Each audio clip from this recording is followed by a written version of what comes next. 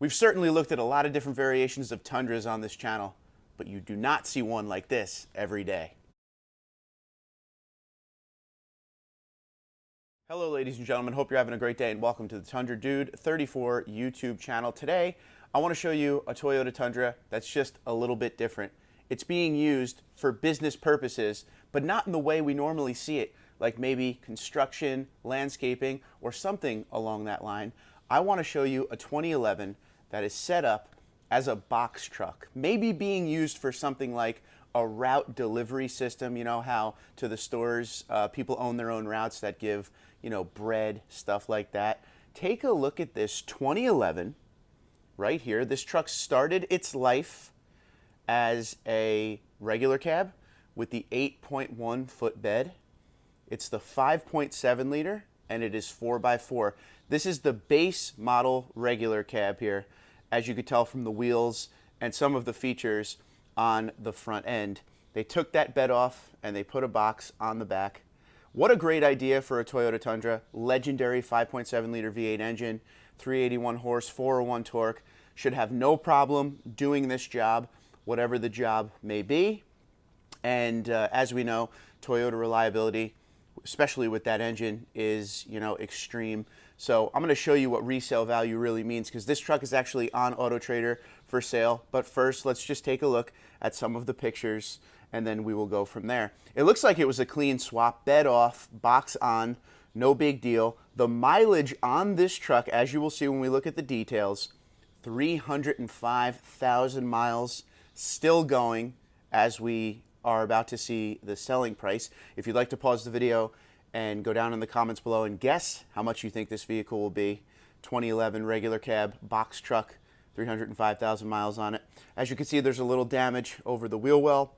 The thing is still ticking down the road. If you look really closely under the door, you will see those side steps that are familiar with the Tundra from 07 to 21. They were even available on the regular cabs when they existed back in the second generation and into the later years. I believe the last regular cab you could get was 2019, and then in 2020 they switched to just double cab and crew max. And of course the RCSB is the one everybody talks about, and that's the regular cab short bed. Short bed being the 6.5 foot bed. This truck was actually the 8.1 foot bed, the long bed.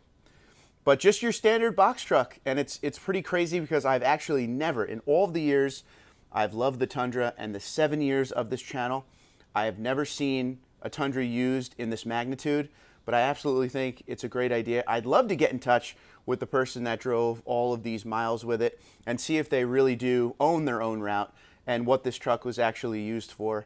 But being someone that works with a team that unloads trucks, we see situations like this all the time, although we see box trucks like, your normal Chevys or your Fords that come as box trucks. Very rarely do you see a pickup turned into it. So I think it's absolutely cool. But it looks like it's meant to be. It looks like it came from the factory this way. But it is amazing. Fuel mileage would be the only thing you'd have to worry about, because we know the 5.7 is quite thirsty. But if you think about it, if you bought an actual box truck, you'd probably still be dealing with terrible fuel mileage anyway. So I would take reliability over fuel mileage any day of the week. Now on the inside here, it looks like the bottom of the seat there is broken. Once again, 305,000 miles. For the regular cab, this was always the setup I thought you would want to get if you got a regular cab. This is a 3-seater. And as you can see, that seat in the middle folds down to be a makeshift center console if you want it to be. But if you had that third passenger, you pop it back up and all 3 people can fit. Behind the driver's seat and passenger seat, you have a very little amount of space for storage. But they also make the regular cab Tundras that come with the floor-mounted shifter, and that is a true 2-seater. But in this capacity, as a work truck, you're going to want that 3-seater. So I like the setup here. Once again, this is a base model regular cab. They did, in the early years, 07 up to 2013, you were able to get the regular cab short bed with, TRD off-road package. They had an appearance package, a sport appearance package. But this long bed version pretty much came on the lower end of SR5. So let's talk about features before we talk about price. Once again, 305,266 miles, the 5.7 V8. It's calling 1317 on the MPG, but that's before you add the box on the back of the truck. It is white on the outside with gray on the interior, 6-speed automatic transmission, 4-wheel drive, 8.1 foot bed.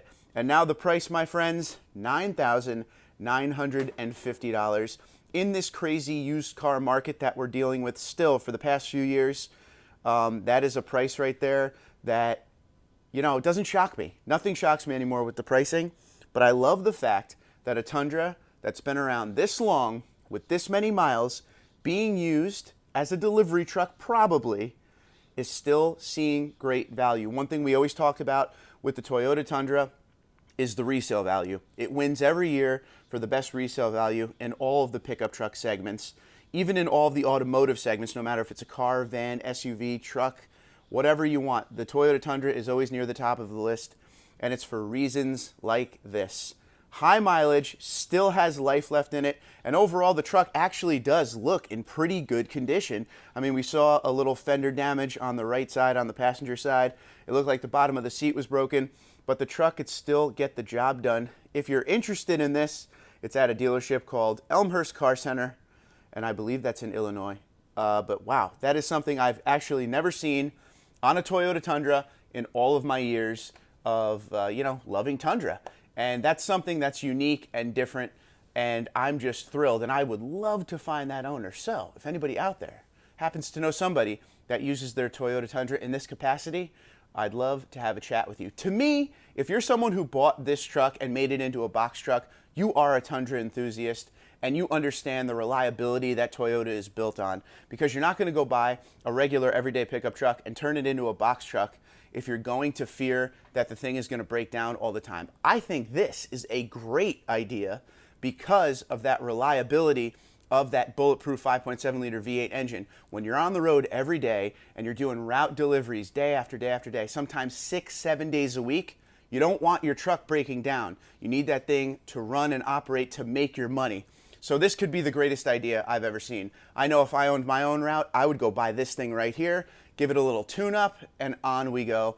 Regular cab, can't go wrong. 5.7 V8, 4x4, can't go wrong. Why not throw a box on the back of it, make a little money? Let me know what you think in the comments below. Have you ever seen a Toyota Tundra used like this? And if you are someone who owns your own business, even if it's a construction business, landscaping, do you use the Toyota Tundra in a capacity to make money? We want to hear all about it in the comments below, celebrating what you do with your Toyota Tundra. Till next time, Twitter, Instagram, LinkedIn, Facebook at TundraDude34, TundraDude34@gmail.com. You guys have a great day. Be safe and be well. And also, don't forget, let me know what you think about just under $10,000 for this very unique 2011 regular cab box truck.